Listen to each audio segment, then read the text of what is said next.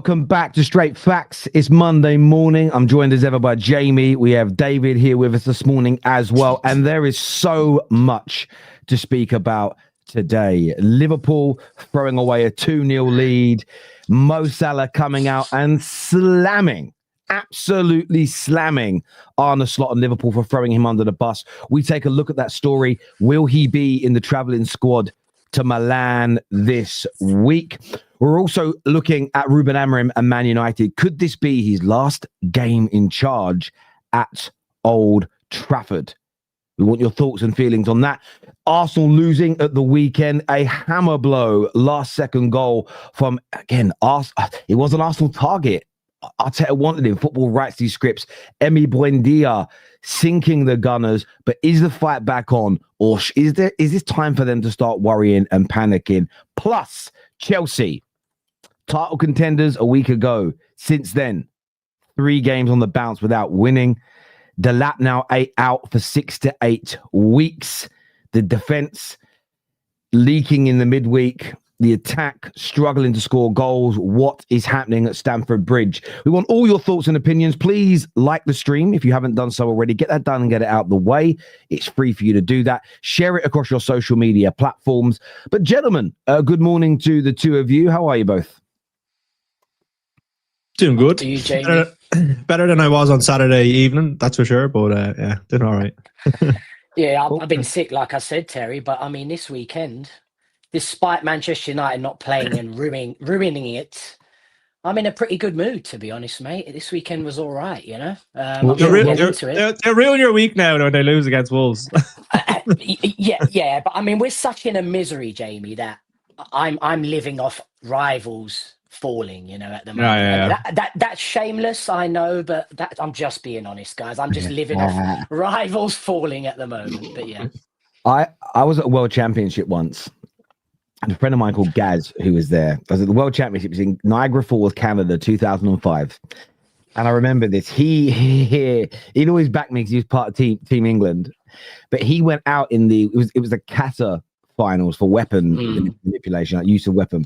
He went out in the heat because he dropped his weapon. And I could tell it had bothered him. It really bothered him.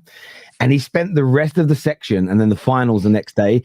Anyone who made a mistake, the way he celebrated it, it was almost off-putting for me getting ready to compete. This Italian guy who used to do sword, like, dropped it.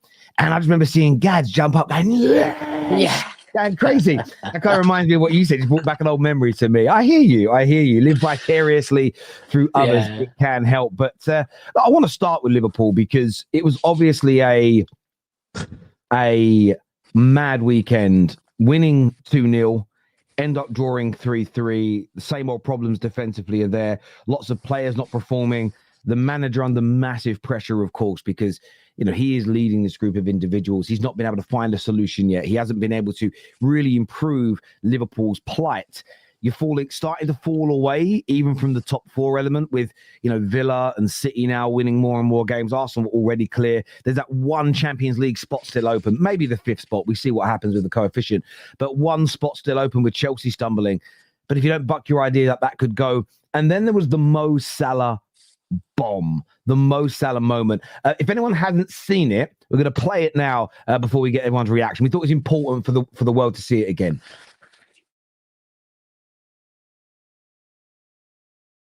I'm in the bench. I think it's my first time in my career, but I'm very disappointed. I'm very, very disappointed, to be fair. I have done so much for this club. Everybody can see that during the years and especially last season. Sitting in the bench, I don't know why. Seems like a club is throwing me under the bus. That's how I feel it. I think it's very clear that someone wants me to get all the blame. The club promised me in the summer for a lot of promises and nothing. So far, I'm in the bench 3 games, so I can't say that they keep the promise. And I said that many times before. I had a good relationship with the manager, and out of the sudden, we don't have any relationship. I don't know why. It seems to me, how I see it, it's someone doesn't want me in the club. But again, this club I always supported. My kids will always support it. I love the club so much.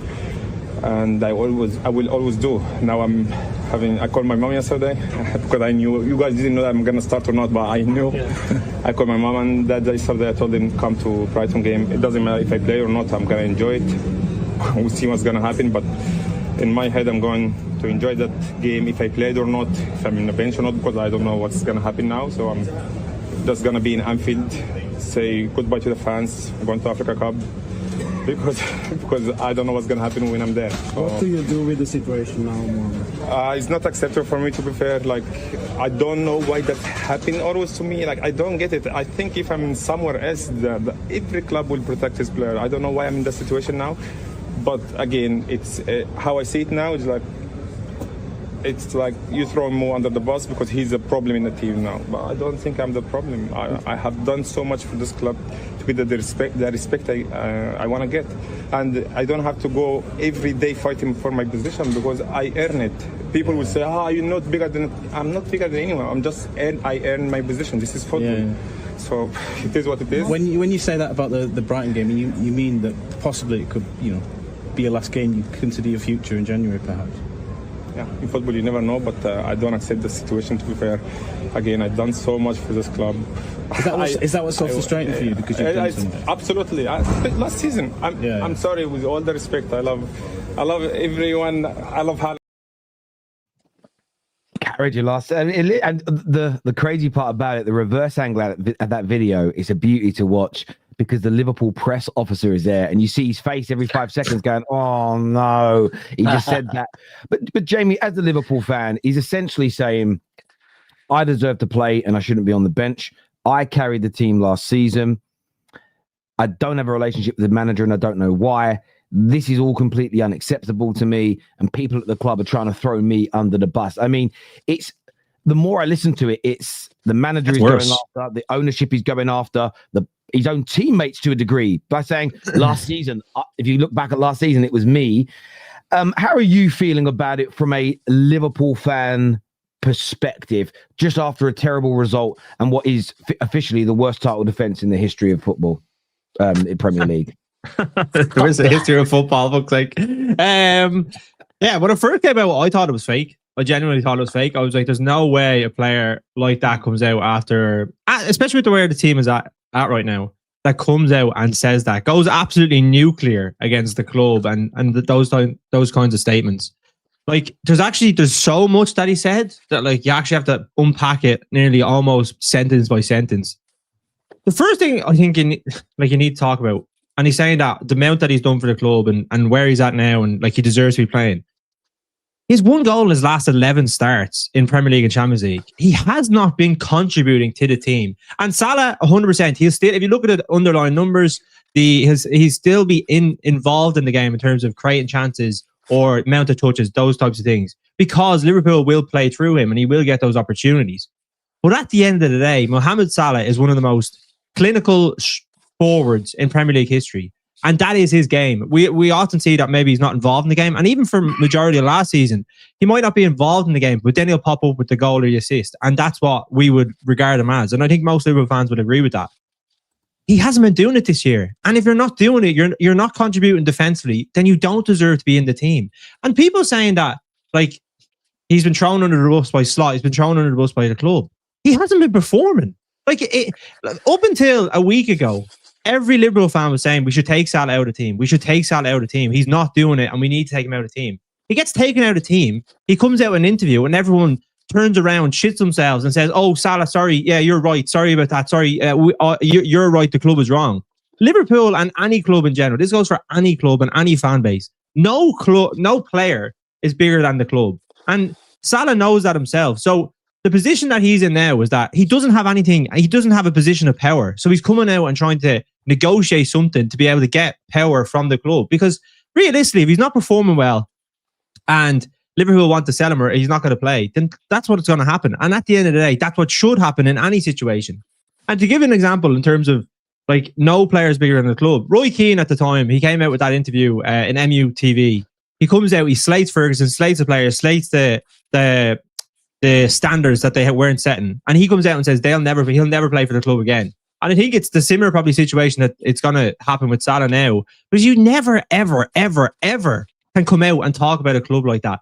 Like, I would understand if like maybe he was completely phased out and he's after just getting his massive contract. He's been in the team when he probably shouldn't have been in the team. Like, Szoboszlai is playing on that right wing position now to help us be a little bit more solid defensively. And Szoboszlai has been our best player. He got a goal against Leeds. So the player that was in your position has scored, and he's been probably our best player this season. He's able to do the dirty work then to get back, to help us be more solid. And listen, Liverpool, they're still miles off it in terms of performances. But since they've taken Salah out, they haven't lost a game.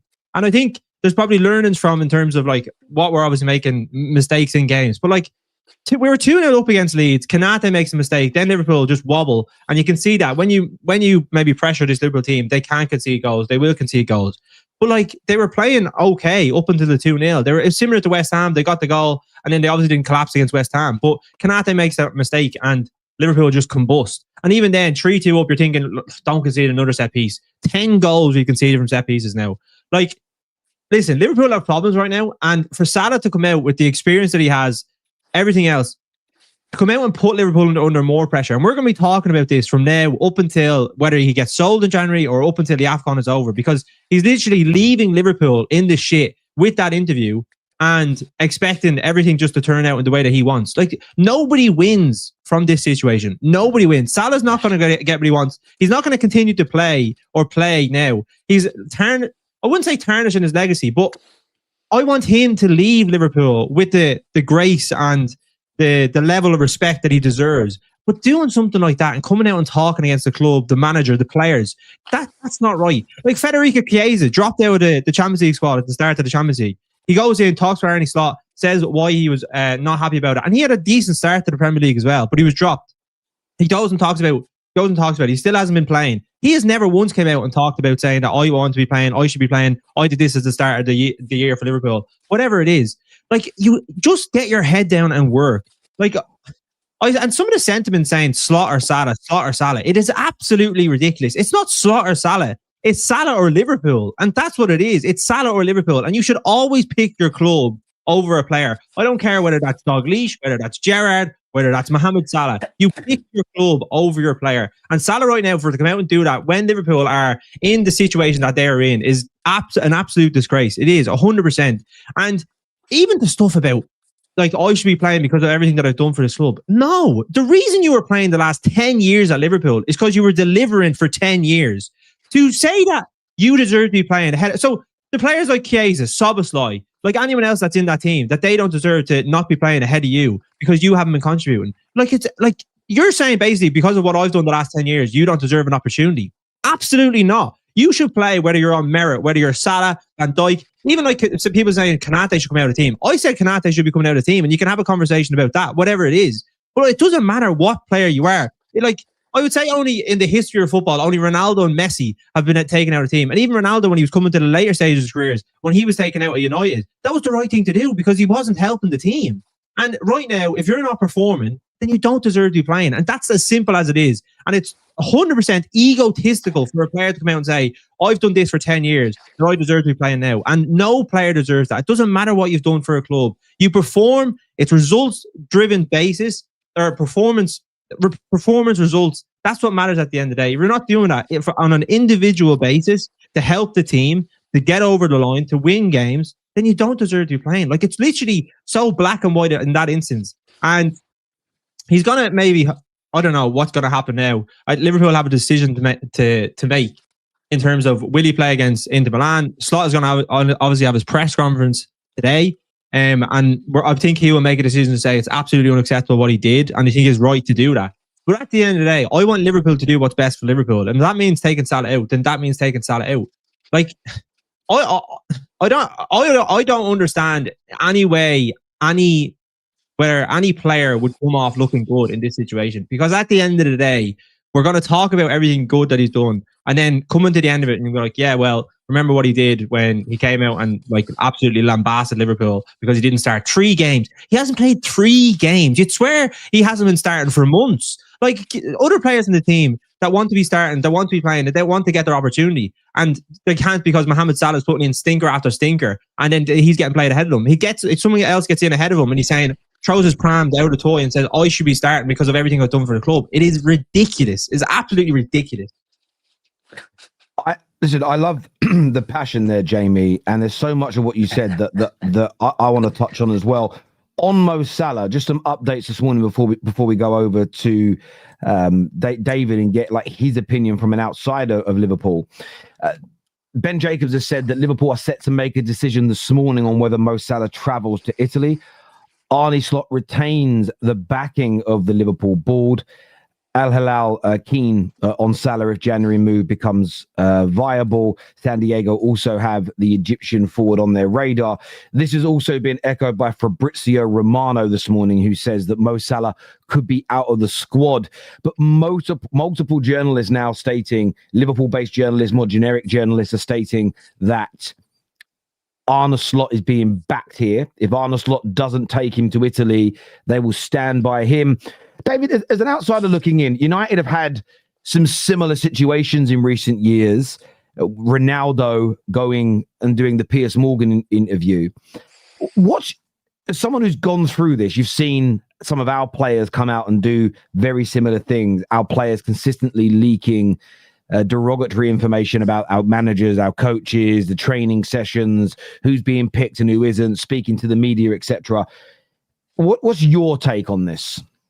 I mean, that's a tough act to follow, Jamie. You did absolutely fantastic there, convincing me that Salah was fully in the wrong. I slightly agree with Salah, and I'm still old school, and I'm still in the camp of you can't just come out and slate your club like this. I agree, right? It's just there's only one way it goes from there, right? And we saw that with Ronaldo. We've been here. You say we've been here with Ronaldo. I'm kind of still there with Ronaldo, with Portugal. The guy, the World Cup's coming around the corner. He's going to want to start. Do you know what I'm trying to say? And there's that conversation with him always.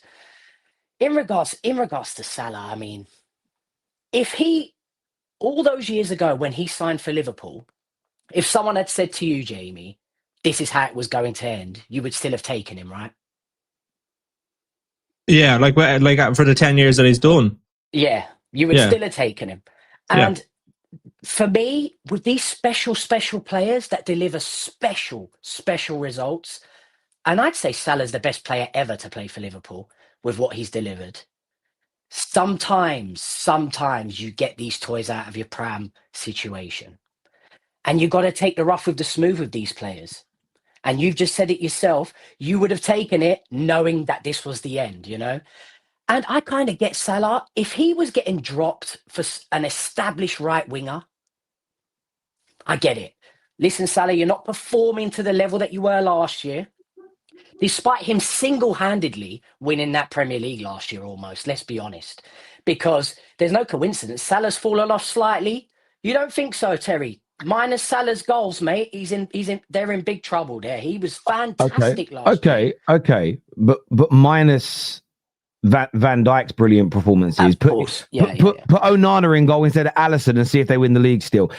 I don't believe, by the way, when people say Van Persie carried United to the title in 2012, 2013, you're discounting Rooney's season, Giggsy's season, you're discounting De Gea, that season turning into one of the best goalies in the world. I'm just not a fan of the one team. I'm not completely discounting that. You're correct, and you're right for jumping in and saying that. But you have to be honest. Sometimes people are looking in the transfer market for that last little piece of the puzzle, that last little diamond to get them over the line. And I think we can all agree that's Mohamed Salah last year for Liverpool. He is absolutely fantastic.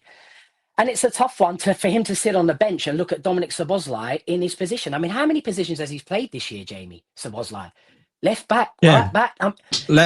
Centre midfield, right wing, left wing. He's played everywhere. He's a fantastic player, right? And this has nothing to do with him. But I kind of get it. You're looking and you're thinking, why is he playing there? I checked a few weeks ago. People that have created the most chances in the Premier League and, stats, XG, all this stuff. I'm not the biggest fan of it. Bruno was top, Doku was second, and Salah was third. That may have changed now because he hasn't played. But the whole team's having a bad spell, right? And I just think there has to be a certain bit of loyalty, and I know he gets paid a lot of money. I think it's a really, really tough one, but he hasn't painted himself in glory. It was only a few weeks ago, Carragher said, come on, Salah, come out and support, come out and show some unity for the team. You came out when you wanted some more money.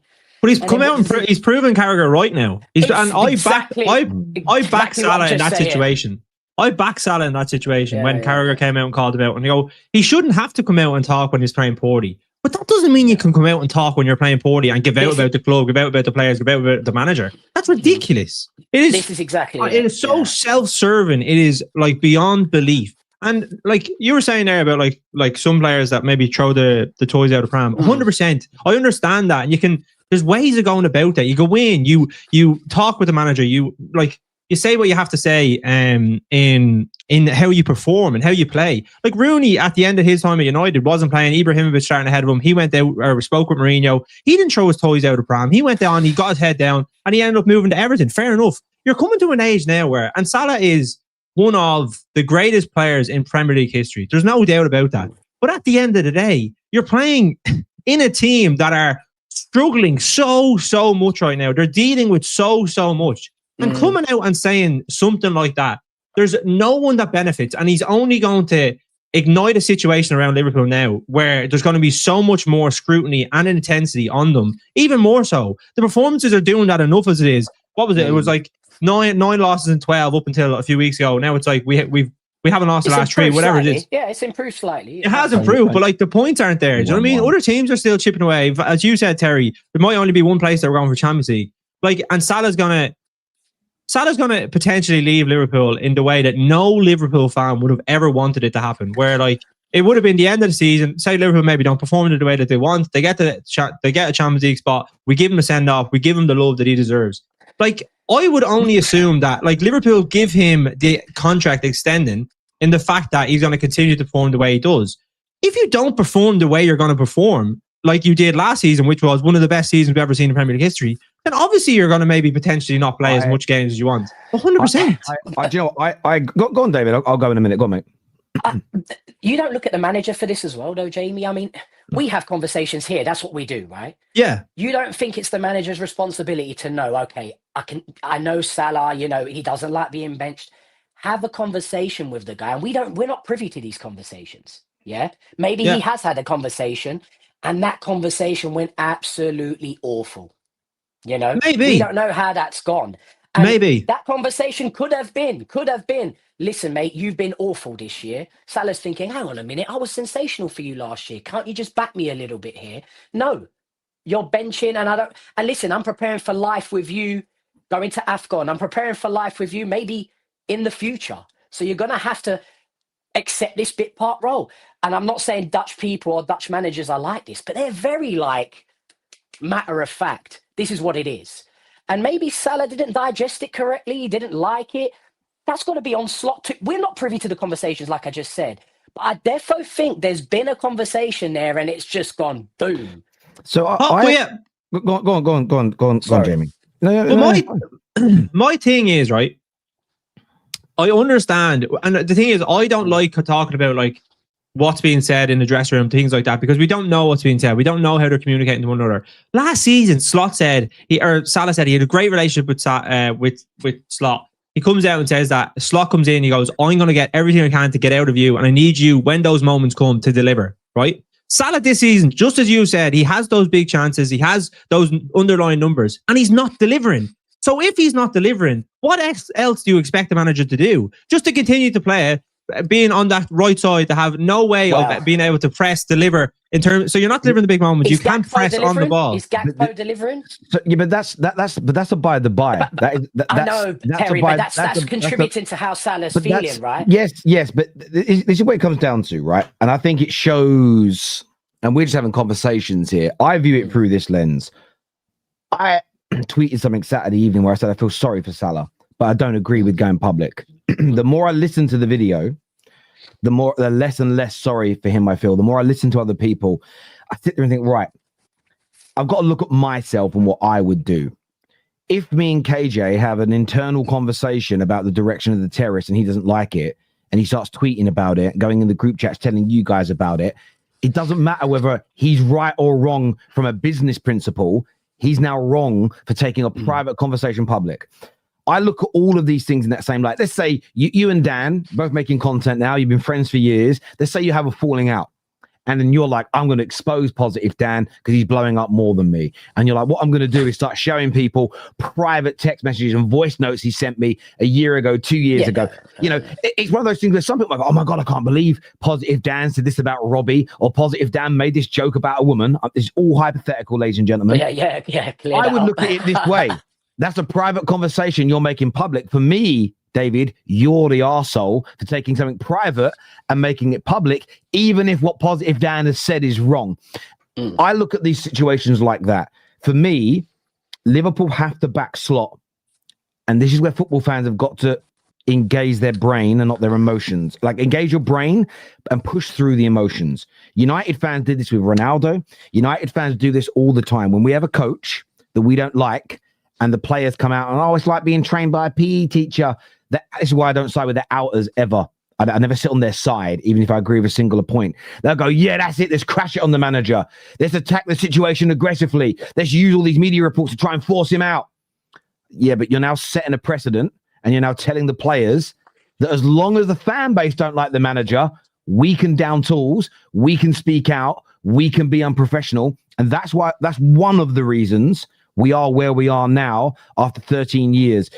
I'll go back to Jose Mourinho. You and I have had this conversation before. A lot of people think he should have been sacked because the football was bad. I disagree. I think the reason I didn't care how the football looked, I thought we were progressing in the first 18 months under him. It all went wrong when the board didn't allow him to get rid of Martial and Pogba. Then all the dressing room started pushing back against him. He loses control. He then becomes toxic. The dressing room becomes toxic and everything collapses. It's all about the ownership here and the board. They must back Slot, not because Slot's more important than Salah or Salah's less important than the manager.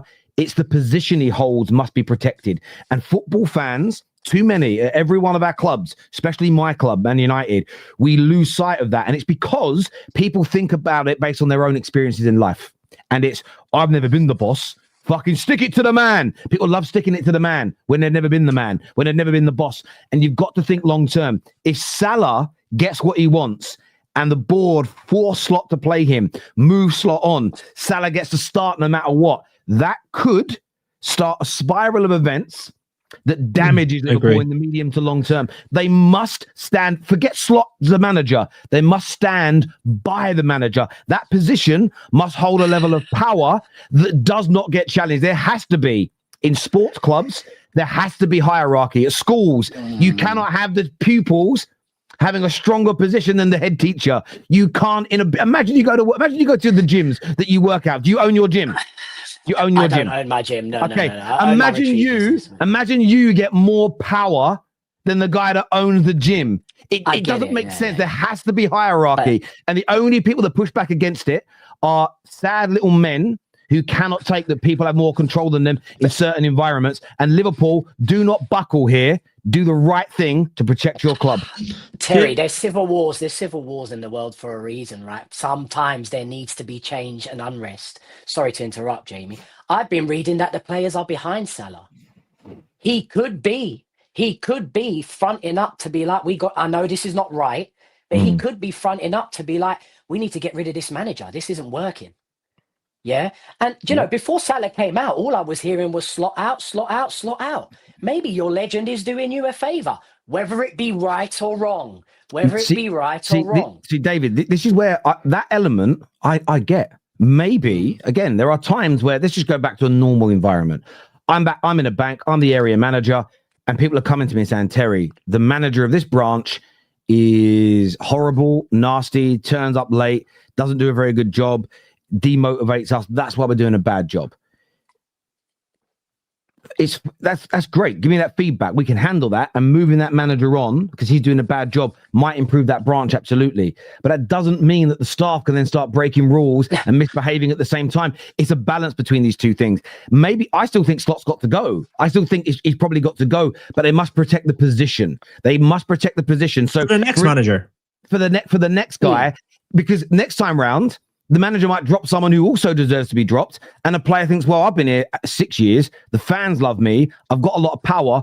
I'm going to kick up a fuss. I'm only saying this from a fan, that has watched players do this more and more at United in 13 years. And whenever it was done under Fergie, the manager, even when he was, do you know, Fergie did things that were wrong sometimes at the club. Yeah. And he admitted this when he actually left at this point. But when he told the world that Rooney handed in a second transfer request, about 6 months later, he come out and said, that isn't really what happened. He went, I just misread the situation. But that wasn't right either. That wasn't right either. No, but this is the Rooney point. under the bus. There. Yes, exactly. But this is the point I'm making. But the manager still needs to have control. Even if the manager makes a mistake, you can't weaken the position. Maybe the person gets weakened, but you have to protect the position. Otherwise, you end up where Man United are right now, where in my view, it's anarchy, because I still think players rule the roost at Man United. Yeah. And you never get success when that happens long term. You get the anomalies. You get, again, if Liverpool had all the financial power in England and nobody could get near them, like Bayern Munich in Germany, it wouldn't be an issue. It just wouldn't. England isn't like that. If you're not run very well, if your manager doesn't have power, and if your board let players run the dressing room, in my opinion, you're on the road to ruin over here. Do you know what it comes down to as well, right? People, obviously, everything Salah's done, he's been there so long, and people have an emotional attachment to Salah more than do Slot. If it was Klopp in this situation, what would people say? They would absolutely stick their minds 100%, stick all their heart, their love, their loyalty to Klopp in that situation. Rightfully so, though. Yeah, but rightfully so, because you have an emotional attachment to two people, and then you come down to who's right and who's wrong. If you just take away the rights of the...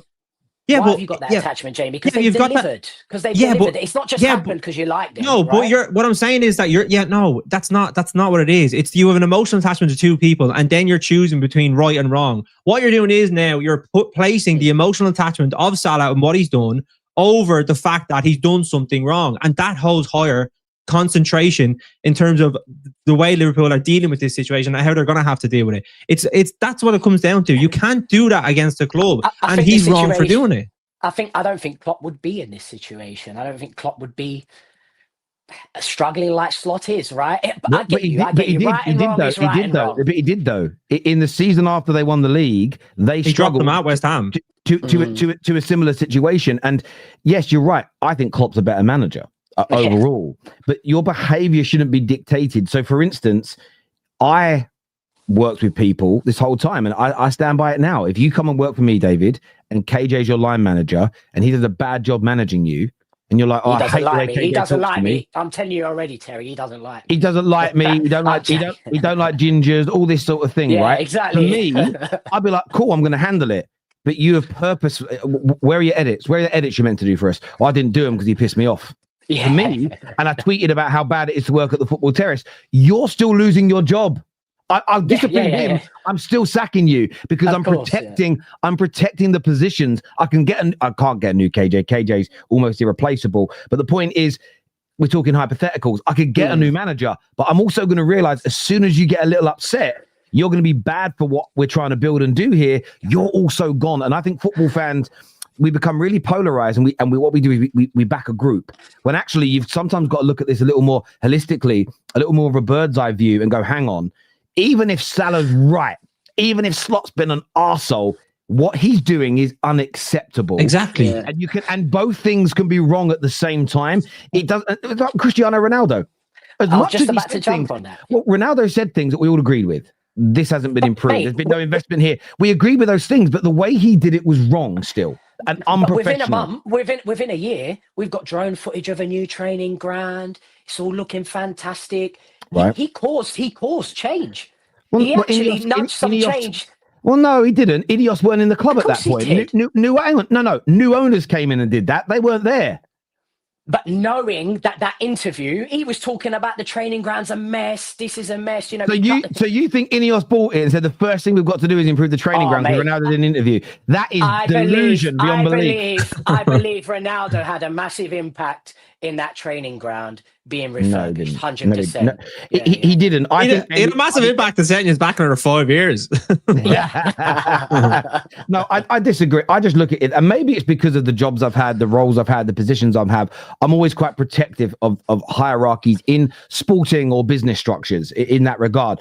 And I think that hierarchy can be challenged, but we're not talking about politics here where a decision actually, again, directly affects someone's life. I know it does at work as well if you're being mistreated, but we're talking about a professional sense here. I don't think Mo Salah is being asked to scrub toilets with his toothbrush. I don't think he's being sexually harassed. I don't think he's being racially profiled. I don't think it's anything sinister like that regard. We're talking about 7 days. 7 days he hasn't played games in. 7 days, like.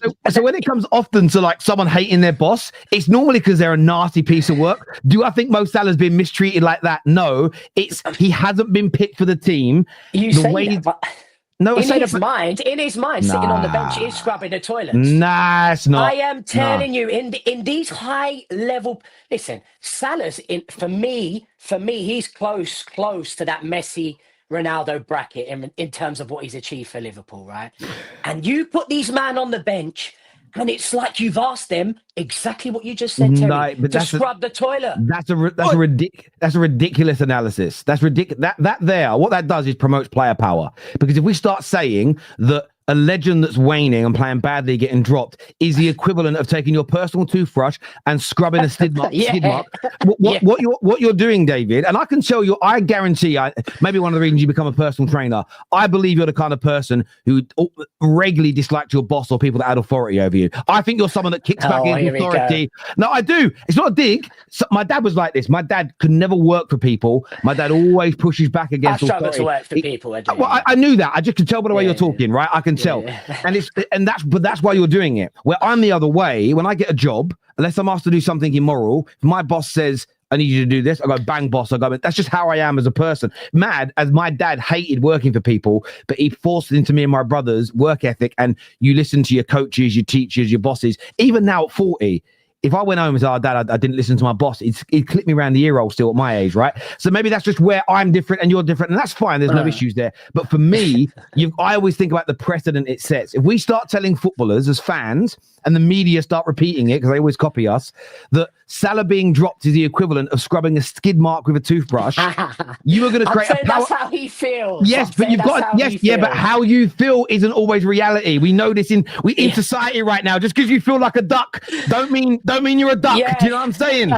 How you feel isn't always right, brother. At the end of the day, he's been dropped. What I would want to see from Mo Salah is him go, I'm going to fight even harder to get back into this team. I'm going to support the man who's now in my position. My kids support the team. I love this club. Fight for it then. Don't throw it under the bus. He's invited his mum to his last game. It's basically what he said, isn't it? I mean, that's what it sounded like. He said he invited his mum to the Brighton game, whether he's playing or not. It's at Anfield. Like, I'm going to wave goodbye. But I don't know what his plan is, you know? So just for context, so he's been in this Liverpool team every single year, delivering year after year. He gets dropped for 7 days. And now he's, after coming out and saying to his mum, okay, mum, come to the game because this is going to be my last game for Liverpool. It is absolutely ridiculous. And to the point about Klopp did drop him at West Ham and they had a fight on the touchline. That was after Liverpool, right? Yeah. So he drops him, and then everyone comes out. Salah is wrong for doing that. You can't do that to a manager. You can't disrespect a manager like that. He's done the exact same thing, 100 times worse. And everyone's saying, oh, well, I understand Salah's what he's saying. He shouldn't be dropped, X, Y, and Z. He had one goal in 11 starts up until that, in his last 11 games, up until that game against West Ham when he was first dropped. He wasn't performing. And he does not deserve to be in the team. That's what it boils down to. Like, people saying that everything about before the X, Y, and Z. He just wasn't performing. It's that simple. Like, that's all it's about. I hear you. But do you know the part I struggle with? The way you guys are surprised that these special players throw their toys out of the pram like this. We've seen it throughout history. No, not surprised. It's not about being surprised, David. Sorry to interject against you. It's not about being surprised. It's about the response. For instance, again, if I don't give somebody a promotion, I don't expect them to go, oh my God, thank you so much for not promoting me. I expect disappointment. It's about how you handle. For me, it's all about how you handle disappointments and how you move forward from that. And it's the handling of situation. I've got this view on society in general. We have a propensity and a proclivity to defend bad actions when we like the person. So, for instance, we see it in politics all the time, don't you? Right? You'll get. I'm going to go down this avenue. It's my platform. I can do it. I'm not saying it's right or wrong, but you'll see a person tweet something disgusting and get arrested and sent to prison. Right or wrong, you can debate that in the chat. You'll then see a politician say something similar at a rally and get away with it. And I get people go, hang on a minute, why are both being treated differently? This is my issue.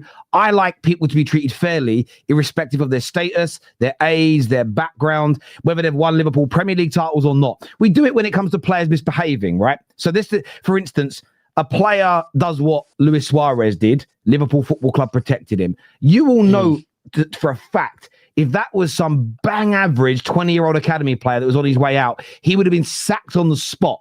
So depending upon who the person is in life, we pick or choose whether we think what they did was right or wrong. It's always the person and not the action more often than not. And I'm just not somebody who supports that. Now, would I attack a friend of mine publicly who's done something wrong? No, I wouldn't. I'd have a private conversation with them. Equally, I don't really tweet about things that people do badly. But I've stopped doing that. I found that hideous because I did it once when a YouTuber did something bad to someone, and then all I got chased for like a year is, why aren't you calling this person out and that person? And I was like, do you know what? You're right. I ain't calling no one out anymore because I ain't got the energy for it. And for me, it's just about, I look at these situations. I get why Salah's angry. I get he may not have been treated very well. I feel sorry for him in that regard because he's a legend, that he's got this ego to manage and he's just a brilliant player. But the way he's gone about it, I don't think it helps Liverpool. And maybe Slot loses his job next week and people will go, see, if he hadn't have spoke out, Slot would still be here.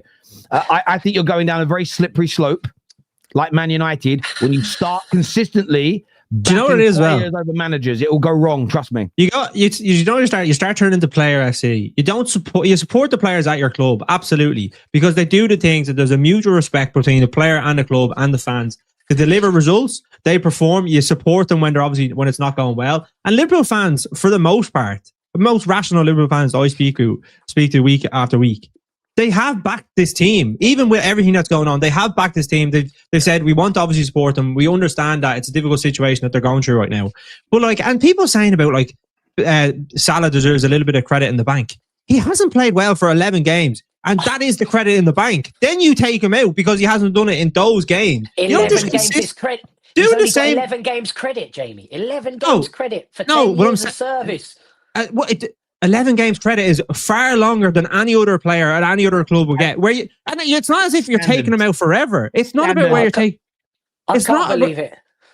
It's not like you're taking them out forever. You're taking out a team to help the team. And seeing that we had 9 losses in 12. We had 9 losses in 12 going into that game against West Ham. He's changed the team. He's taken Salah. He's taken Salah out. Let me finish my sentence. He's taken Salah out. And Liverpool haven't lost any of those games. Yes, the performances haven't improved massively, but we haven't lost the game. And that's what we were consistently doing week after week. That's the difference. I'm not saying Salah's never going to play for Liverpool again if he hadn't made a statement. But at least he comes out, Liverpool look a little bit better going forward and defensively, other than maybe a few shitty mistakes. And that's good. That's progress. That's moving in the right direction. What you just said, back Salah's point. We've taken Salah out of the team and we've improved. And Salah just said, they've made me a scapegoat. You know, that's not a scapegoat. That's a factual statement. Yeah, I get it, but you really think by taking Salah out of the team, that's why you've improved, or you were bound to improve? It couldn't have got any worse, Jamie. Right. Anyone that up until the West Ham game, every single fan. I'm not going to say every single fan because that's a broad statement. 90% of fans are saying Salah needs to come out of the team. We're too easy to play against. Salah needs to come out of the team. X, Y, and Z. Szoboszlai, our best player this season, takes his position on the right wing. We have a 4-man midfield now, and then we have whatever the forwards are, whether it's Ekitike, Isak, Gakpo, whatever it is.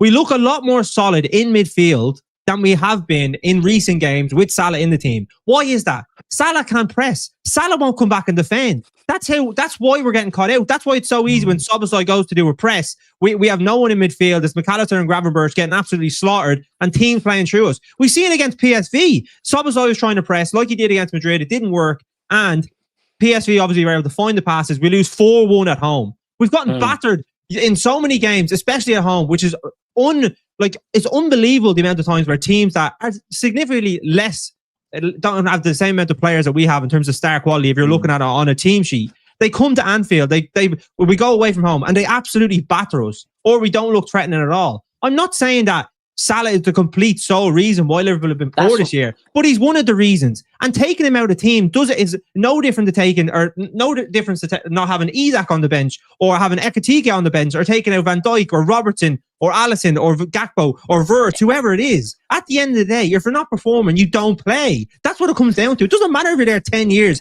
And he shouldn't have been playing for the 11 games up until that, where he's been absolutely terrible.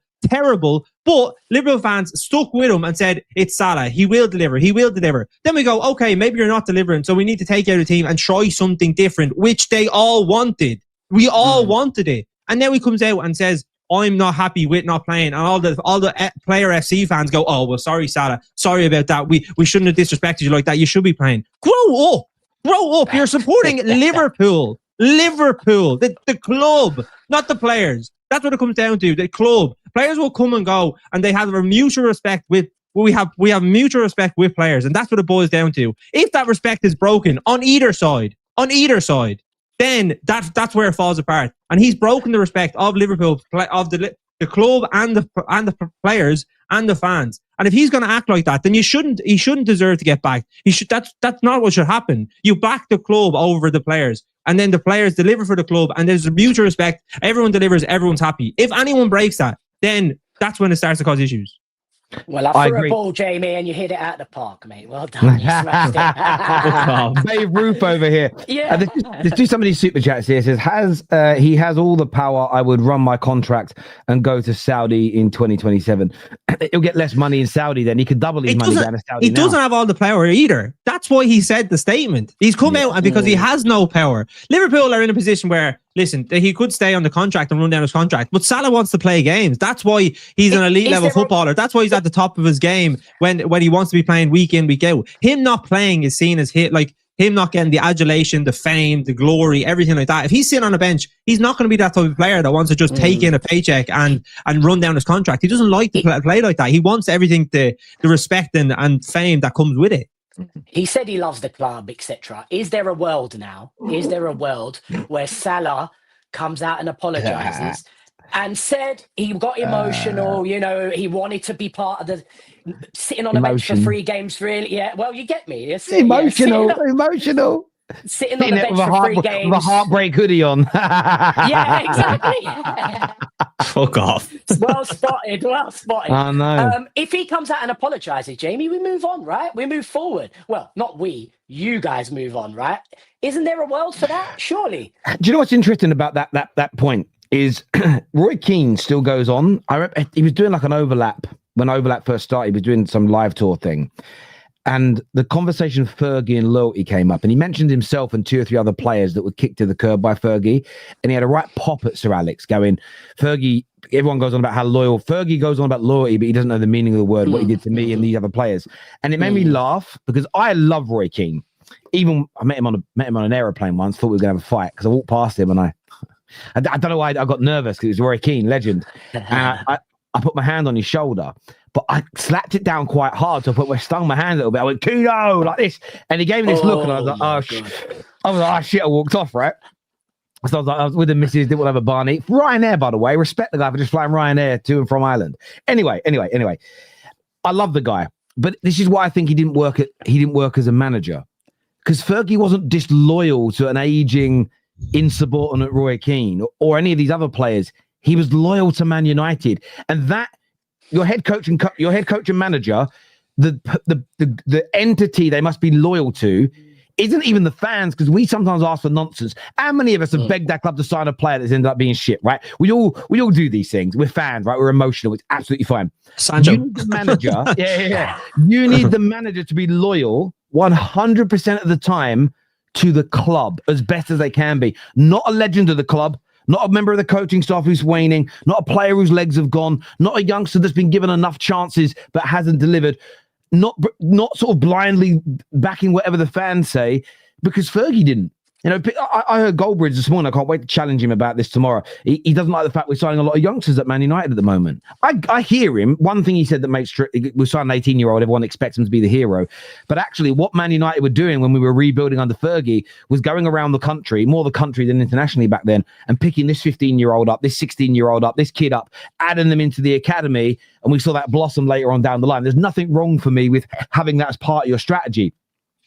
But when Sir Alex was doing all of this, the United fans were pushing back against it. But Fergie's loyalty was to fixing the club, not bending to the in the moment needs for instant gratification from fans. So for me, when I look at this whole, you've got to show Mo Salah loyalty, Slot should show loyalty to the club first. Now, his decisions might still be wrong and he's got to go. But dropping, and I saw this comment that came in earlier, and I get it. It was, why is Konate playing? That for me is typical whataboutery.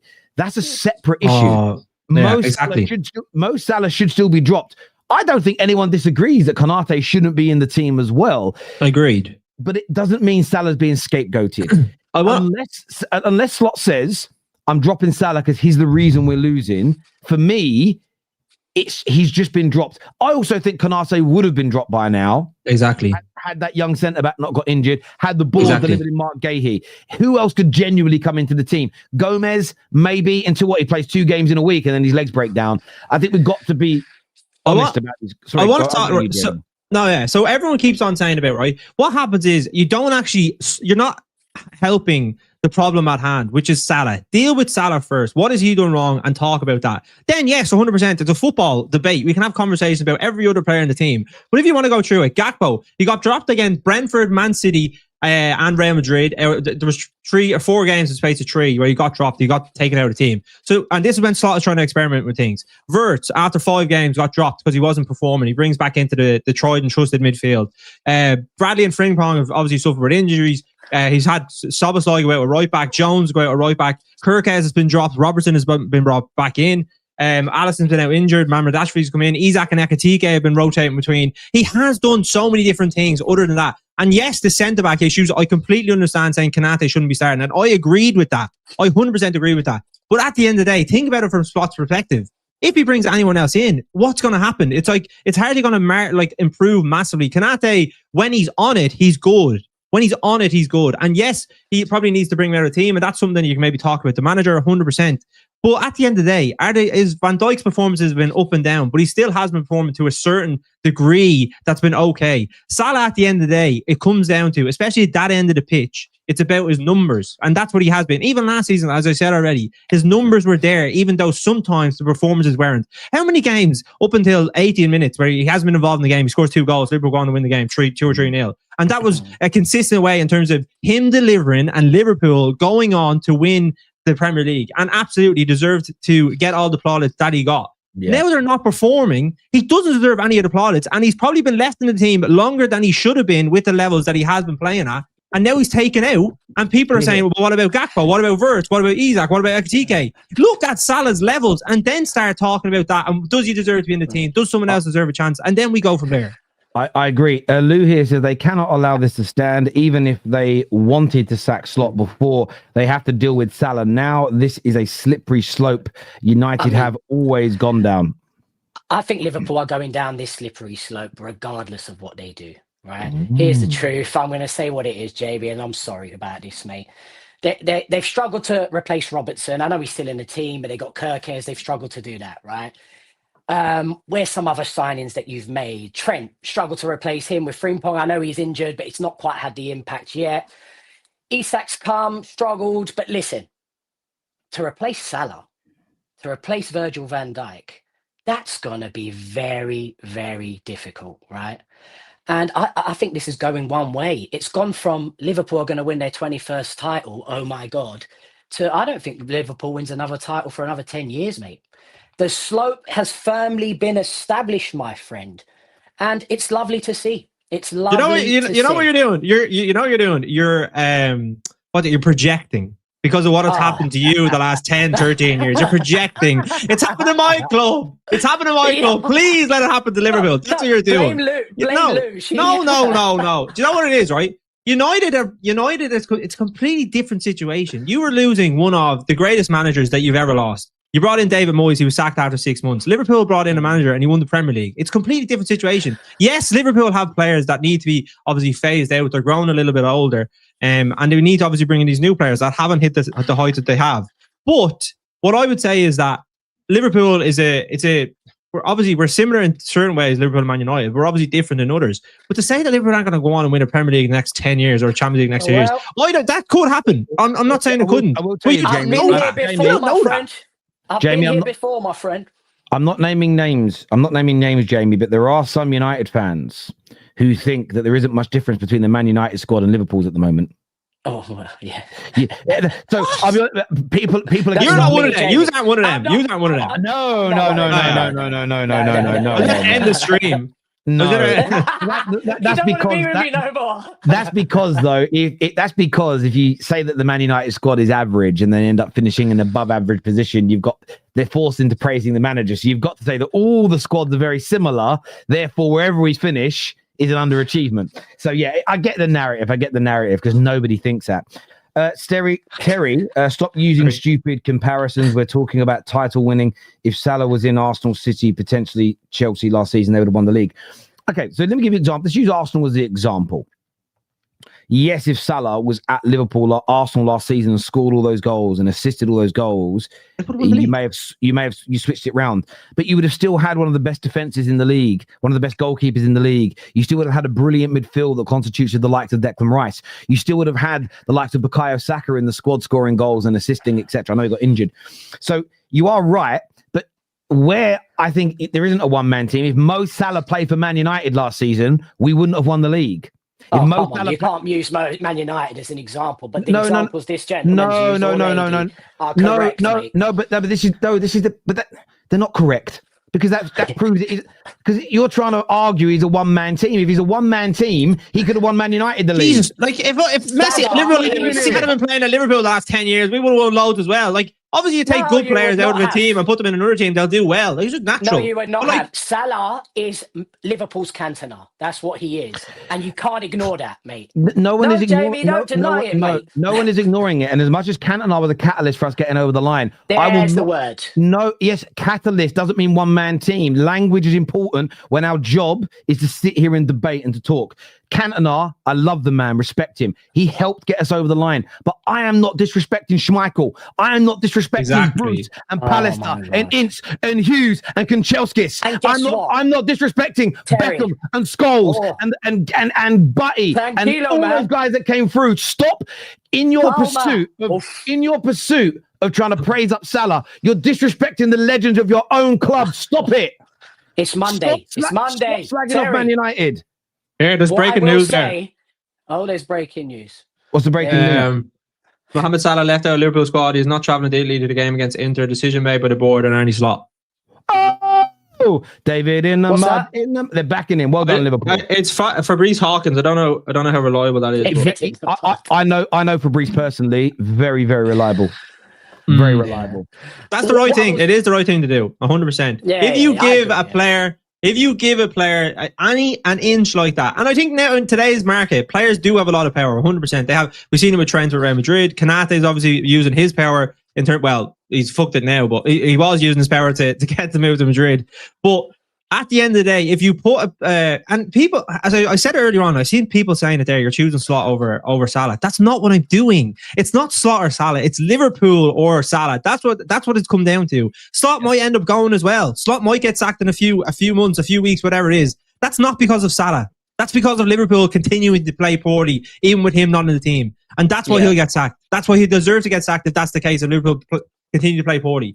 But at the end of the day, it's Liverpool or Salah. That's the position that Liverpool haven't put anyone in. Salah has put Liverpool in that position right now. Yes. And that's what we need to understand. Yeah. Do you know the maddest part about it? I really felt that Liverpool had the ability to... I think Liverpool Football Club has a lot of sway in the media. A lot of sway. And you guys had the chance to... If he had another good season this year and won the league again, you guys really could have pushed him into the... I think you could have ousted Henry as the GOAT. It's over now. That's done. That's that Henry's position is safe. Listen. Hold on a second. I'm not going to back Salah. I'm not going to back Salah because I'm fuming with him, right? I'm not going to back Salah.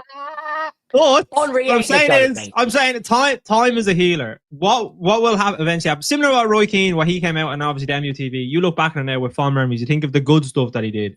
I think it's very emotionally charged right now. We will look back at Salah's career, we will talk about the football, and that will just be a footnote in the story. But at the end of the day, what he's done in this moment of time is not right. Similar to the Keane situation, similar to Ronaldo. You don't think of Ronaldo's interview when you think of Ronaldo at United. You think of the legacy that he left behind. I don't. And like I asked you earlier, Jamie, would you have taken Salah 10 years ago if you knew how this is how it ended? You said yes. Trust me, it's all lovely, mate. Trust me, it'll be used in the debates. But yeah, this is Fabrice Hawkins' update here that Salah left out of the squad. He is not travelling. Decision by the board and by Arne Slot. Do you know what's going to be really interesting, though? Imagine Liverpool players now galvanise and come together and go, no, we can't allow... Oh, can you imagine? Can you imagine? If it goes I don't see it. I don't see it. I think I don't see that. It could happen, but I don't see it. Yeah, but there has been reports. Go on, sorry, mate. Go for it. No, I was going to say in other news today. I know. Actually, no, we haven't even finished the super chats yet. I've got to go back to the super chats. We haven't even got through both of them here. I don't see slots lasting and this current team challenging because you have to replace VVD. That's what I said earlier, right? Not sure Slot is the man for that. Yeah. So you think once they lose those players, David, they're done? Oh, it's finished, man. It is finished, man. Honestly. And obviously, yes, a lot of people in the chat will be like, he's biased, he's got an agenda. And obviously, Jamie probably feels the same way. But we've been here. It's stupid.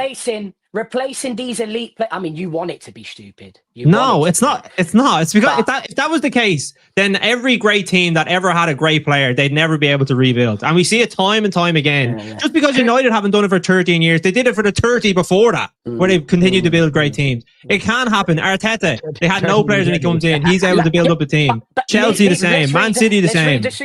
Let's read the super chat. Slot is not the man for that. Fergie was. Fergie rebuilt teams, right? He did. Is Slot the man to rebuild a team that can win the Premier League again? I don't trust Dutch managers, full stop, but I don't know about you, mate. We've seen this before. He'll be gone in a few months and Salah's the legend. Sorry, I had a joke coming in my head, but I didn't say it. Okay. Big difference between City excuse me, and Liverpool, apart from spending, is City know when to let a player go and Liverpool don't. City let KDB. They kept Gundogan. They brought him back. Come on. Yeah. We all make mistakes. Every club makes mistakes with players. It's not natural to happen. And listen, I think another super chat is in there as well, Terry, about would we have sold them if we had known? I'm of the position that it was not a lose, but like it's a lose depending on the situation that happens, on whether you give him a contract or you let him go. Say Liverpool, right, have continued on a form that they have throughout this season and they had to let Salah go, didn't give him a new contract. Every single fan would have said, well, it's your own fault. You should have kept Salah. He just had one of the best seasons ever. Yeah, it's true. And now that they're playing poorly and he's playing poorly, everyone's saying that, well, you shouldn't have gave him a new contract. It's catch-22, whatever way you look at it. But I think the way that he performed that season, and you give him a 2-year contract, then fair enough. But there's obviously a lot of issues at Liverpool right now. And it's not just Salah. Like, that's what I want other people to understand as well. It's not just Salah. That's not what he's got. Not why I'm annoyed at him. I'm not annoyed at him for him playing poorly, because at the end of the day, I would still say, listen, we could potentially back him, see if he comes back, when he maybe comes to get a little bit of lease of life from the African Cup of Nations, he comes back and then starts to perform well. But he can't do what he's doing. That just doesn't make sense. This is Liverpool's fault. He's done this before. Is he? He's not done this. That clock falling out, I guess. And I mean, Kevin De Bruyne is a great example of a player that kind of throws his toys out of the pram, special player, but has been managed in a way where he just keeps it under wraps, you know.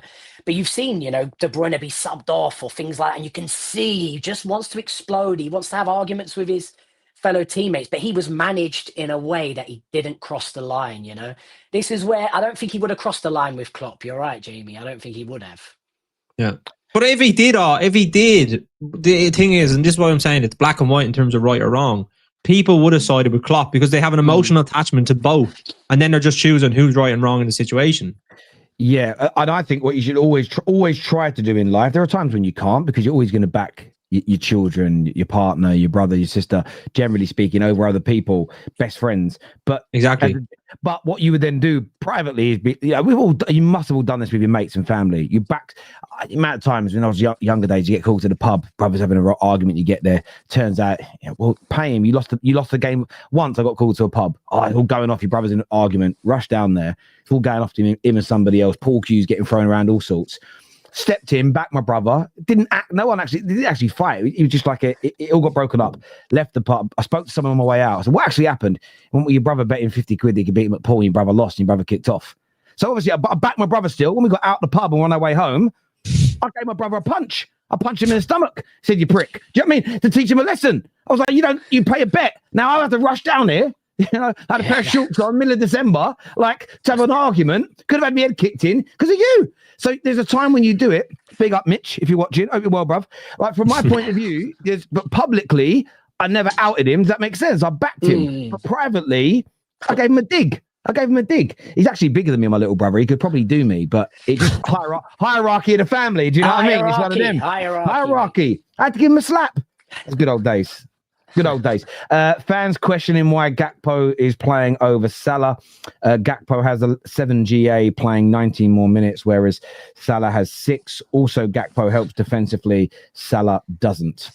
Oh, yeah. I mean, fair. But I think it comes down to preference. Do you know what I mean? Listen, I think Gakpo looks a little bit more threatening than Salah. And the one thing I would say with Salah is, he's actually, even in games, he doesn't make those hard runs in behind because I don't think he feels like he's able to get the ball. One, get the ball, or two, be able to actually score from it. So if you actually watch Salah, and I was at the Sunderland game last week, and every time he gets the ball, he wants the ball to feet, and then he can't go by a player because he doesn't have the pace anymore. And he doesn't have the passing ability that maybe he did last year for whatever reason. He's not getting those same, he's not making those same passes.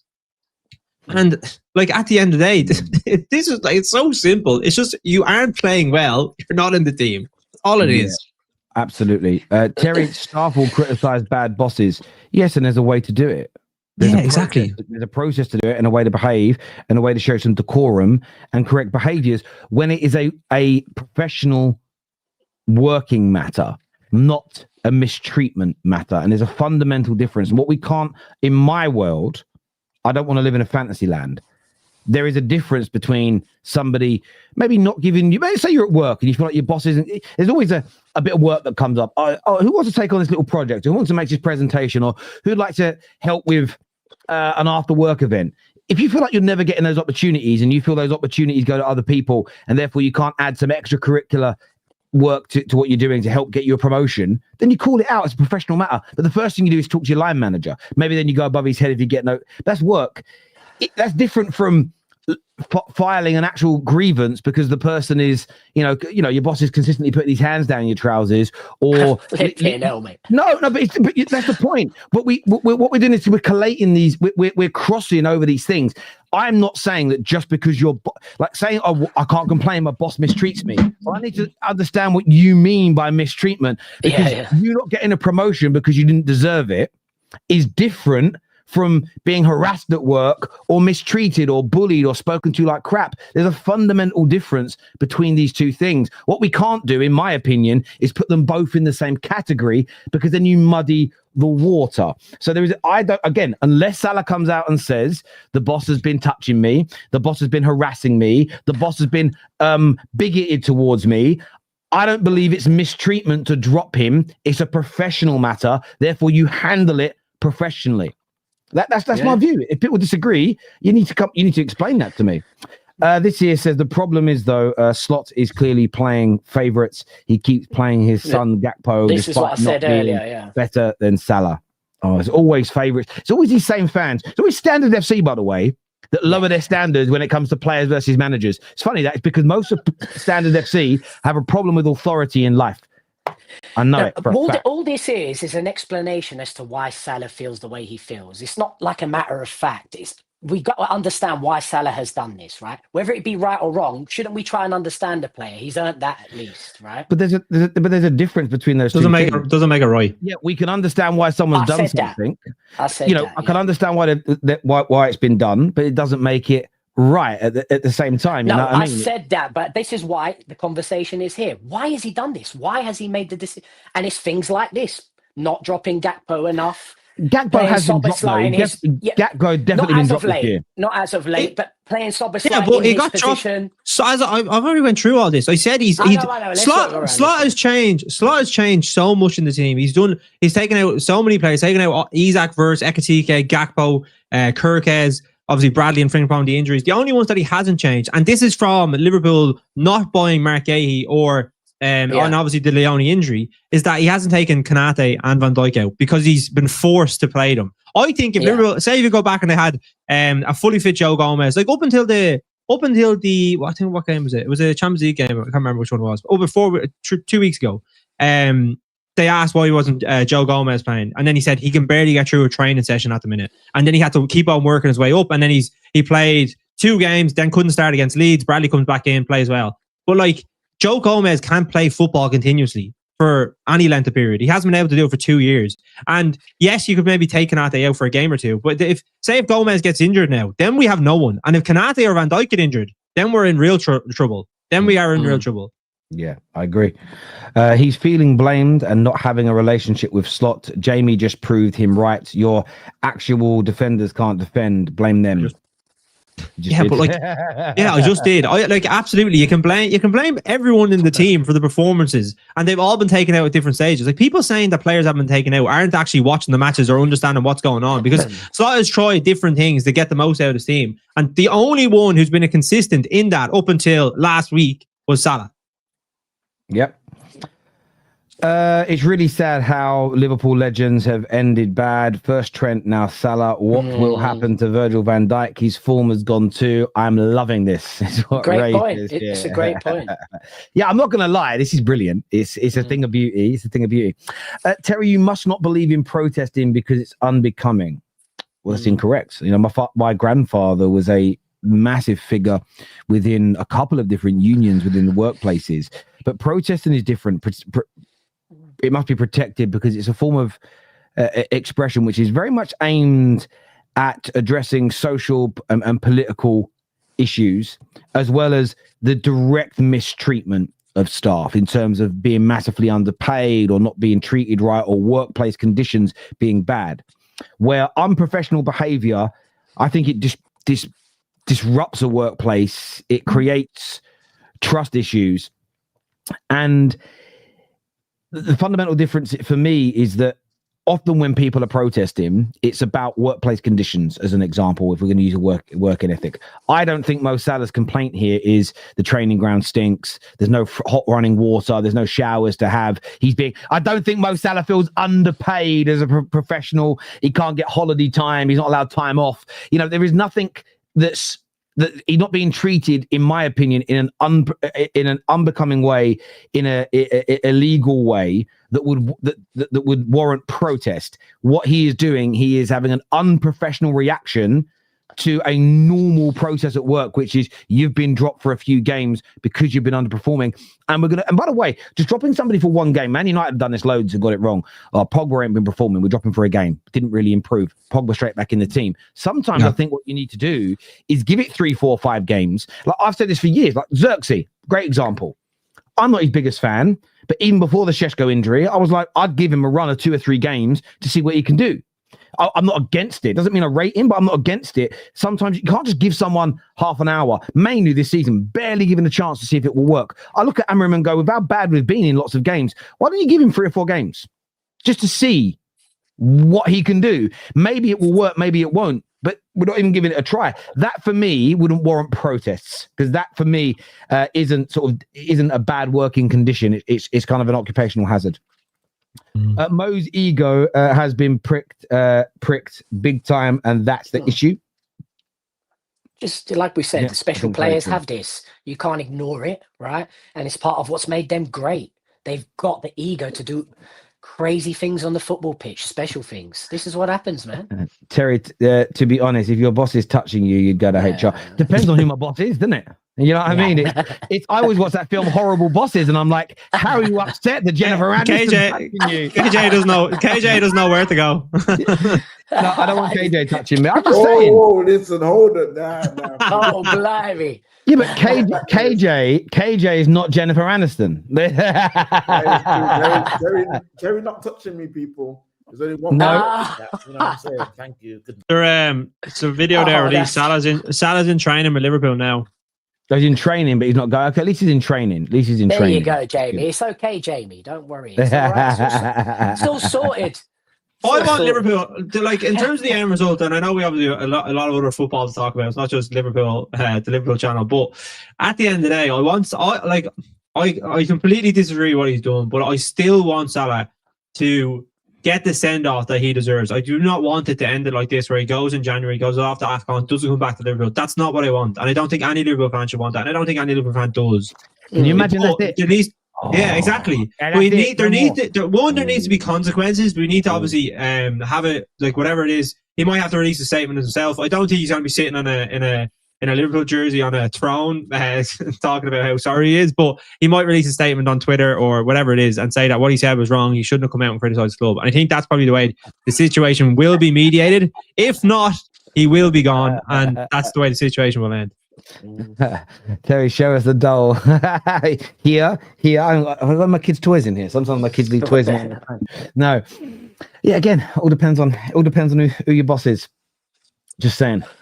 Big up Trace if you're watching. Blimey.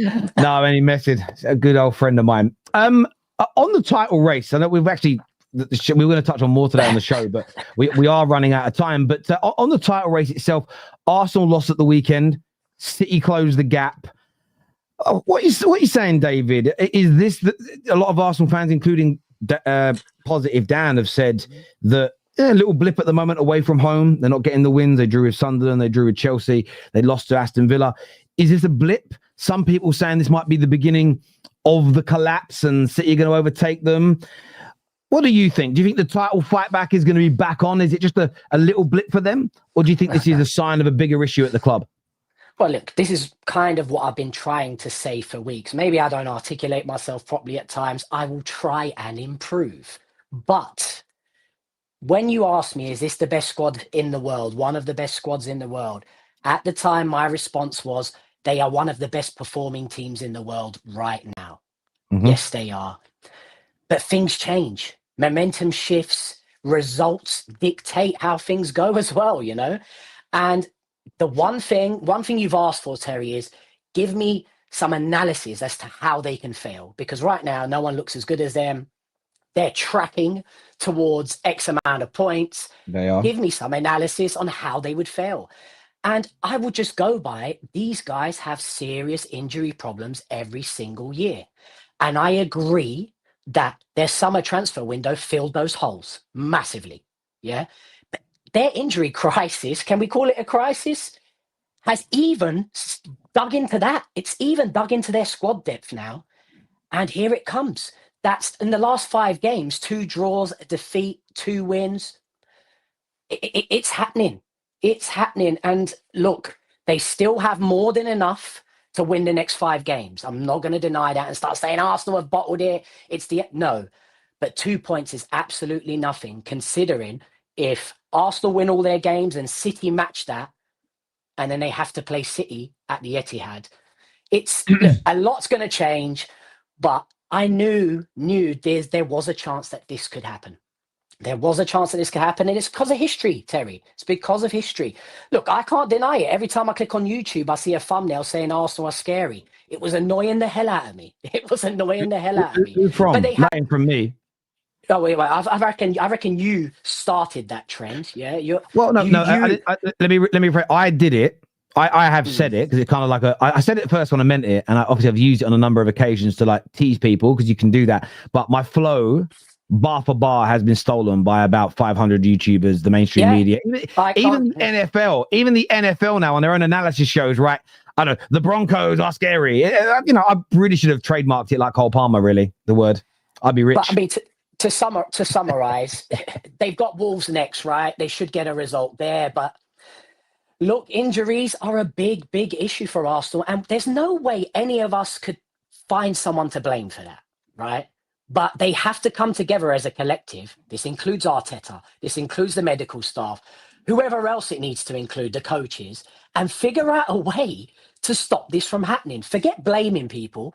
This has to stop, this injury situation. And you're right, some of them are impact, some of them are this, some of them are that, but it's happening, Terry. And yeah, go on. So I get that. Injuries can always hurt a squad. The only person who's come on any of my shows, I would say, in the last couple of months, and I didn't challenge a single thing he said, barring I disagree with the outcome of a couple of results.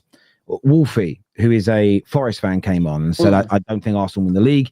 He broke down the series of games where he thinks they'll drop points. He got the first one right against Aston Villa, and he thinks that City are going to go on to another gear, but he thinks, he broke down when they're going to drop points, why they're going to drop points. That's my pushback. It isn't ever that someone thinks Arsenal won't win the league. It just isn't. I still believe they're scary to people. That's why people get so annoyed at the idea of them winning something. If you had no fear of it happening, you wouldn't be worried about it. Because if I said right now, Palace could win the league, no one either thinks it will happen or isn't scared of it happening. They'd go, I fucking love them to. Very different reaction, right? But let me ask you, do you think these injuries are going to damage them? Do you think right now, with City closing the point to 2 gaps, do you think there's going to be a shift in the title leader over the next few weeks? And if so, how do you think that would impact Arsenal's confidence going into games?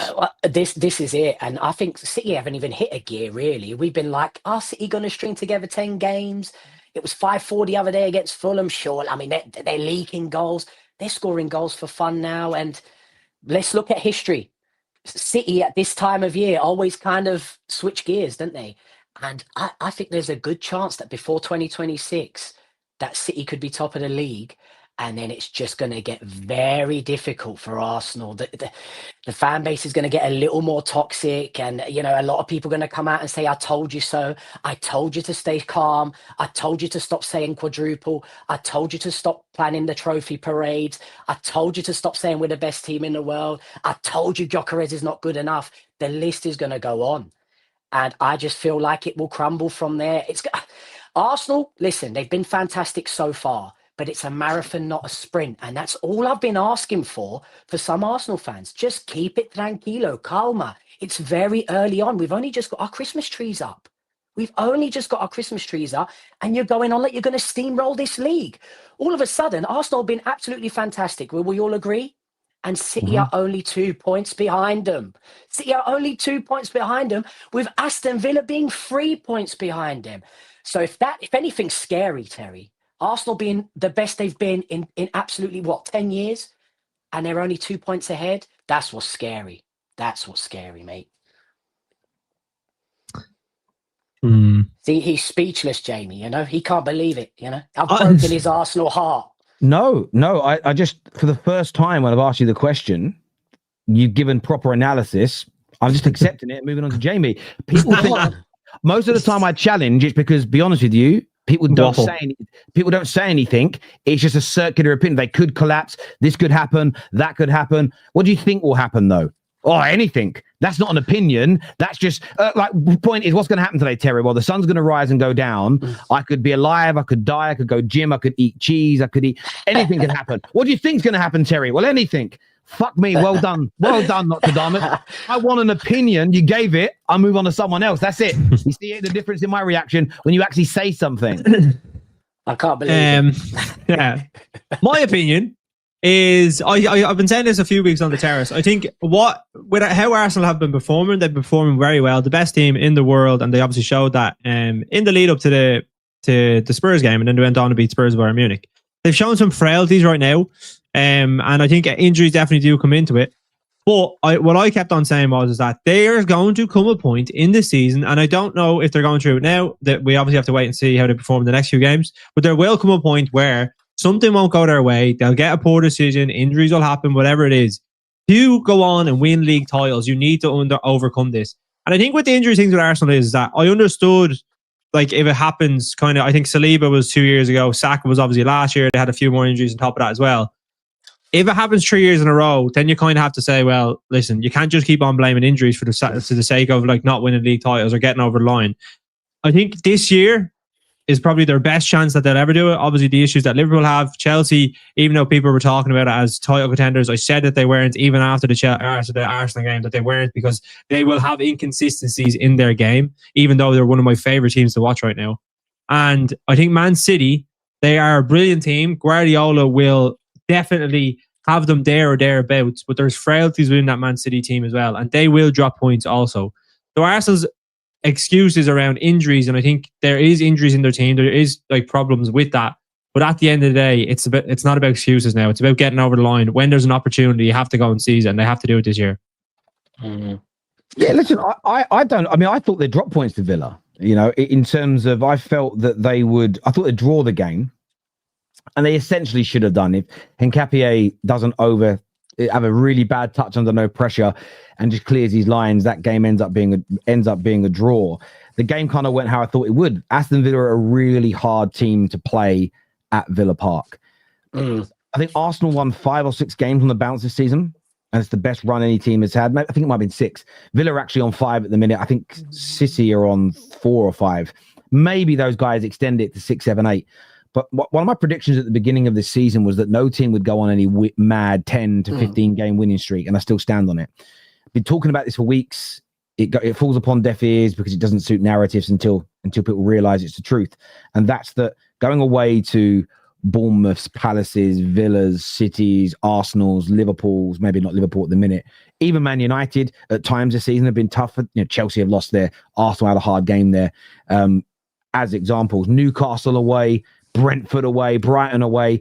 Those teams, they're not all going to take teams off all the teams in the title race, but at least 50% of them are, and it's already happened. You look at Arsenal, they've dropped points away at Liverpool, they've dropped points away at Sunderland, who are a really tough team this year. They've dropped points away at Villa, as an example.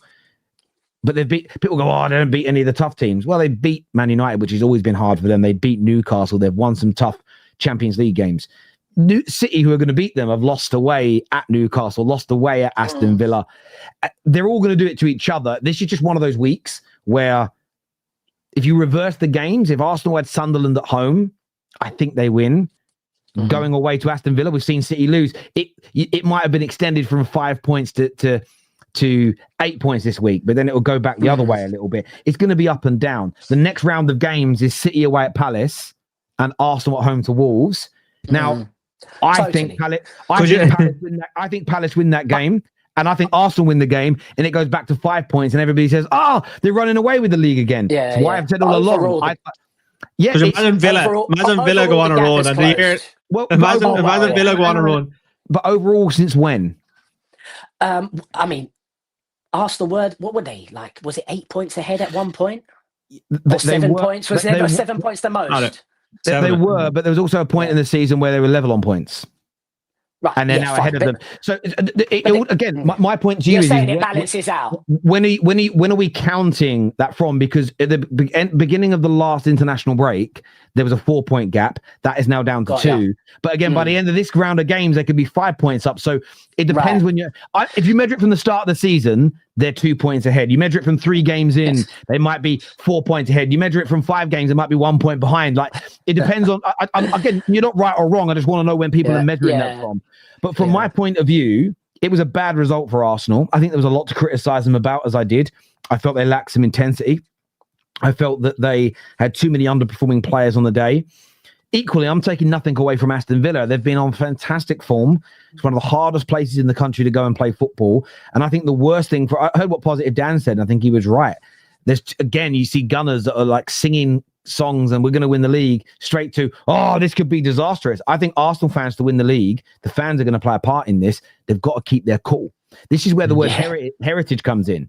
And I know people don't like that word, but I've always thought what heritage really is Real Madrid fans in Champions League games often know how to manage their emotions to keep the players in a state of calmness. And I think it plays a part, right? I think Anfield, when Real Madrid is not Arsenal. Real Madrid is not Arsenal. That's not the point. The point is, I know it is because you haven't let me finish my points. You don't know what I'm going to say. Sorry. I think when Arsenal do well is when their fans are supportive, not when their fans are nervous. I know it's hard to control that, but you know what? Sometimes in life you can project something you might not necessarily feel. You know, if they're playing at home against Wolves in the next game and it's half time and it's 0-0, don't come out in the second half. Go out, make as much raucous noise, get behind your players. I think that will help Arsenal. I think when their fans start booing them and getting arsey with them, they're not like Real Madrid. I think that makes them worse as a team. I don't think every football club and fan base is the same. Equally, Real Madrid were booing at the weekend. Didn't make them win, did it? Last night, yeah. I mean, Xabi Alonso was getting booed out of there. You know, they're that's just Madrid, though. They do that after like 20 minutes of bad football. Exactly. So Madrid fans would not be in this scenario with Arteta 7 seasons down, not winning the league. But that's not true, though. That's not true. What do you mean that's not true? Do you think Arteta would be at Real Madrid without winning La Liga for 7 years? Okay, put Real Madrid in the Premier League with the same finances as Arsenal, different scenario. The problem is here we're comparing a piece of cheese with an apple, because Real Madrid, so for instance, if you put Arsenal in Spain and took Real Madrid out, and Arsenal along with Barca got all the money, once they've built up their squad, the scenario is completely different. You're talking about a 2-club monopoly that have nearly all the money and all the power. I understand why you get less time at a Real Madrid than you do other clubs around Europe. It's the same at Bayern Munich. Standards. Well, you went on about standards earlier, but you're okay for players to throw managers under buses, no hierarchy. But you are right. It creates a different dichotomy. I think often we spend a lot of time going, I want my club to behave like Real Madrid. The problem is that when our league isn't the same environment. You've got multiple clubs with money. There is no financial monopoly outside of maybe the top 6 or 7 teams. It's a very different scenario. It's a very different playing field. Therefore, the behavior for me is different. Back to Arsenal and City, though, I think you'd both agree that Pep Guardiola is a massive factor in where this title's going, right? And last year he had personal problems, didn't he? I think he broke up with his wife or whatever. And that's going to have an impact on any manager, let alone, you know, Pep Guardiola. I think I don't know his personal stuff, but I think he's put that behind him this season. And if he is fully focused this time, it's going to be a very difficult gentleman to stop in regards to winning this title. Very difficult. And people are relying on the fact that, you saw City last year, they weren't the same. They're not the same City. They could easily switch gears and find that City of old again. Rodri's on his way back. New signings could hit the ground running. Listen, yes, I'm saying what ifs, but what ifs are a little more, they've got a little bit more weight when it comes to Pep Guardiola and Man City, I think, you know, when you look at history. They've got a great chance of winning it. It's why, I mean, I've Arsenal as the favourites, but they're marginal favourites. I've said it all along. This idea, where I push back against the Dans and the Antons, is I think they've crowned themselves champions far too early.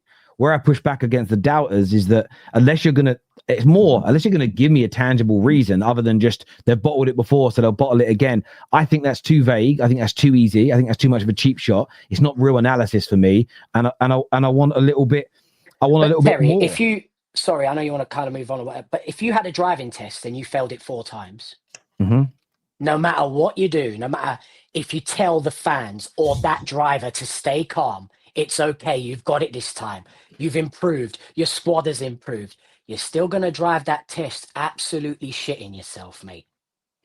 There's no way you're not. I understand that. But again, if a driving test had a crowd watching you, so there's a difference here. You're giving an example. Is it a little bit of a false? I'm talking about the emotions of individual people, right? Okay, but let's say it does, right? So, hang on, but let's say it does. Let's say it does, right? So say you're a youngster and your mum and dad are paying for your driving lessons and they need you to pass and they're getting annoyed because you failed your 4th one. If I'm the driving instructor or I'm an outsider here, if I've got access to the parents, as I've got access to football fans through this platform, I'd be saying, look, the more pressure you put on him, the more minors he gets, the more mistakes he makes. It isn't working. I think you just need to put an arm around his shoulder and encourage him. I think this is all about understanding motivations, what motivates people and what helps people. When I played football, there's a guy in my team, striker called Keith, and he was a very, very good footballer. He couldn't handle people shouting at him, have a go at him. It made him shrink. What he needed was keep your chin up, Keith.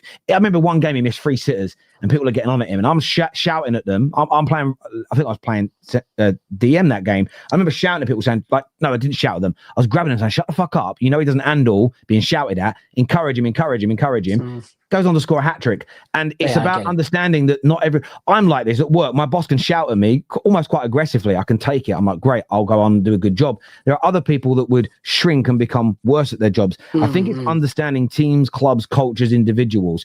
I understand Real Madrid behave a certain way, and I've not got anything against it. I just don't.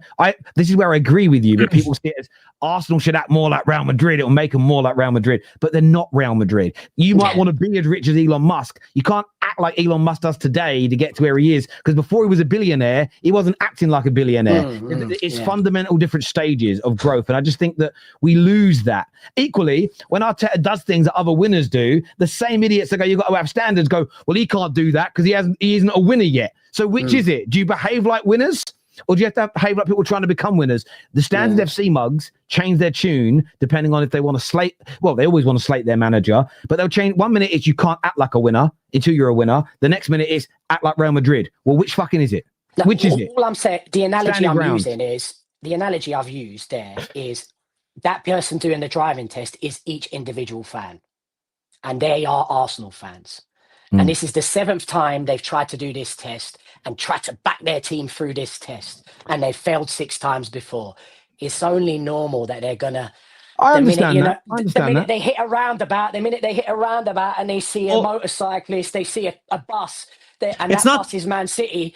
Oh my God! It's not 6 though, is it? It's not 6 though. Exaggeration. No, it's not. What is it? Yeah, no, it's not 6. It's what is it? What should we call it? The third time? This is the 4th title race they've been in. Fourth, yeah. So it's the all right. The first one wasn't expected.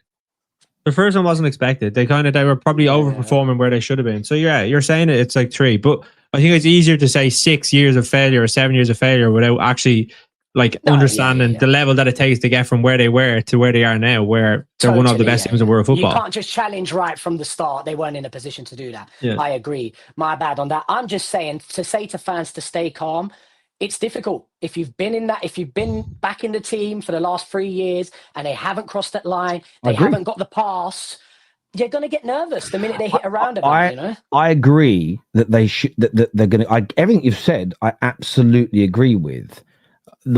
Equally, I'm going to push back against it. You in your job, you're going to come across so many people that doubt themselves. I've tried every diet. I've tried every personal trainer. I can't lose the weight. I can't get in shape. Even though they've been trying for 10 years to get into the shape they're in, you're not going to stand there and go, do you know what? I'm not going to encourage you to think differently because you fouled 9 times before, so you might as well panic now. You're going to do everything in your power. And again, I'm just saying to Arsenal fans, I think your club will do better the calmer you remain. My view is this. Go and shout, not at the kids or at your missus, but go and rant to them about how worried you are. Ring your mate up and say how worried you are. When you're tweeting, maybe when you're showing your face on camera, maybe then put out a more calmer persona. I'm just saying, I think that'll help your club. That you can do those things. I see your point. Yeah. Everyone will drop points, not just City. We have Rodri. We have Rodri coming, and if he's come back, if he comes back fit, the league is done. Sorry, Arsenal fans, is what Fact says here. I agree. Maybe. I mean, in fairness, City have won more points without him in the team this season than when he was fit and available. So I mean, let's see what happens. Let's see what happens. Maybe he's not ramped up at the same level as. Do you know what I mean? One thing. Sorry, with fans as well. Like saying about Arsenal fans keeping cool. I think other than maybe Man City fans, I think every other fan of any team would be nervous. I think you as United fans would be nervous in a title race going down to the wire and having to try and stay a little bit cool, because you haven't been in one for so long. You know what I mean? So I think with Arsenal fans, obviously they've been in a few now, so they have a little bit of experience. They know, obviously when it can go wrong, and they've seen it before. They don't want to see it again. So that's what they have to try and obviously mediate. But I think other than Man City, every other fan would be nervous going to the title race. I was nervous last year before we actually won it. No, I absolutely care. And I think, this is Terry accepting failure. No, I'm just pointing out that someone who's led people, who currently manages people, who's been part of national sports teams, that not everybody is motivated the same way. You can't treat and talk to everybody the same way.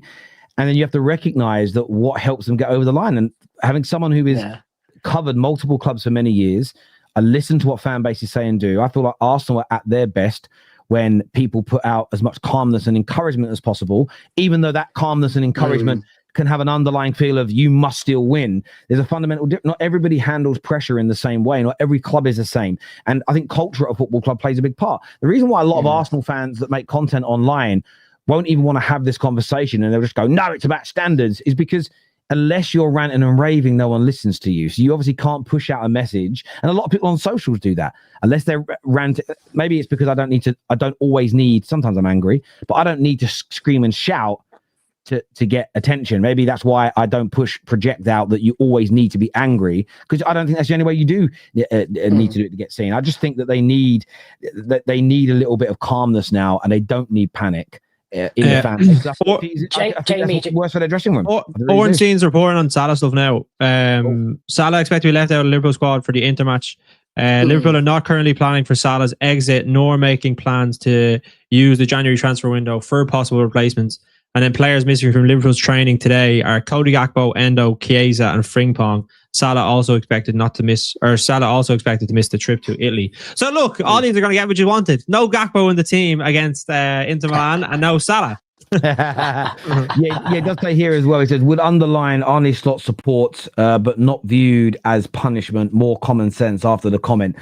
Look, I don't necessarily agree. That's obviously Liverpool's PR line of it's not a punishment. It's more about support. They're not looking to sell him right now because again, you're not going to announce that because that's going to make teams bid less money. But let's see what happens. Let's see if they can resolve the situation and everything else. But yeah, he won't play in that game. Let's see with Gakpo out as well. Let's see how much better Liverpool are. Let's see if they improve. Terry, you have too many titles with Arsenal and scary on. That comment came through earlier. I went and looked. I searched my channel. So on my uploaded videos, there are 20. There are 16 videos that have the word scared or scary in. 12 feature Arsenal. That's out of 5,000 videos. Out of live streams, which is just over 6,000, there are 7 that have the word scared or scary in. 5 of them are about Arsenal in that time. That's out of just over 5,000 live streams. So to your point, man, you need to sleep, man. Jesus Christ, the amount of content they put out. But that's over 12 years. That's right. But Arsenal have not been scary for 12 years, haven't they? They've only been scary for about what? Couple months?